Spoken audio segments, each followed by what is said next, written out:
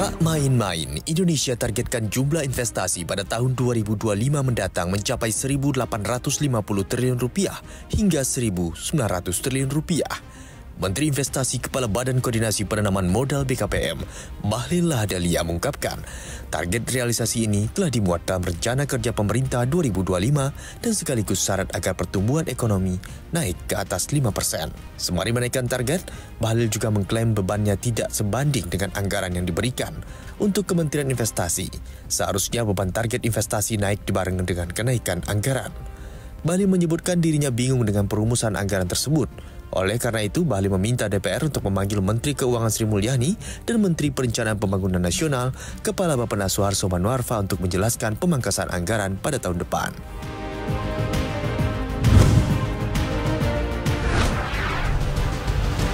Kabar buruk datang dari data penjualan eceran atau retail Indonesia, di mana penjualan retail Indonesia turun 2,7% secara tahunan.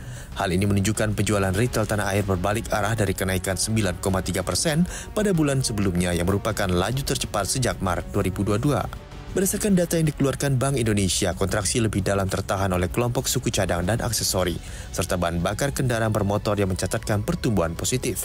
Secara bulanan, penjualan retail tercatat tumbuh 0,4% secara bulanan, terutama didorong oleh kelompok peralatan informasi komunikasi dan barang budaya dan rekreasi, serta makanan, minuman, tembakau sejalan dengan kegiatan masyarakat saat Hari Besar Keagamaan Nasional.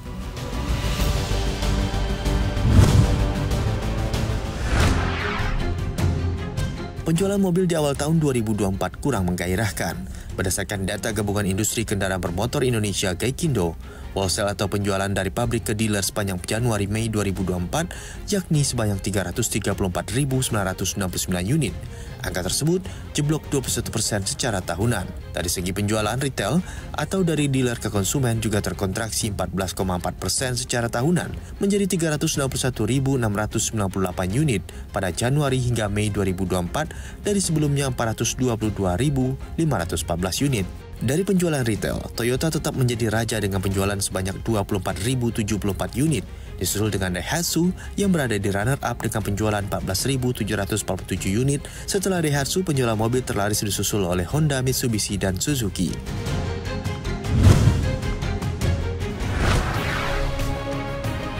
Kabar tak mengenakan didapat oleh produsen mobil asal China. Pasalnya pemerintah Turki bakal mengenakan tarif tambahan 40% untuk kendaraan impor asal China. Kementerian Perdagangan Turki menegaskan kebijakan itu diambil untuk menghentikan kemungkinan memburuknya neraca transaksi berjalan dan melindungi produsen mobil dalam negeri. Pajak tambahan akan dikenakan minimum $7.000 Amerika Serikat atau setara 114 juta rupiah per kendaraan dan mulai berlaku mulai 7 Juli 2024.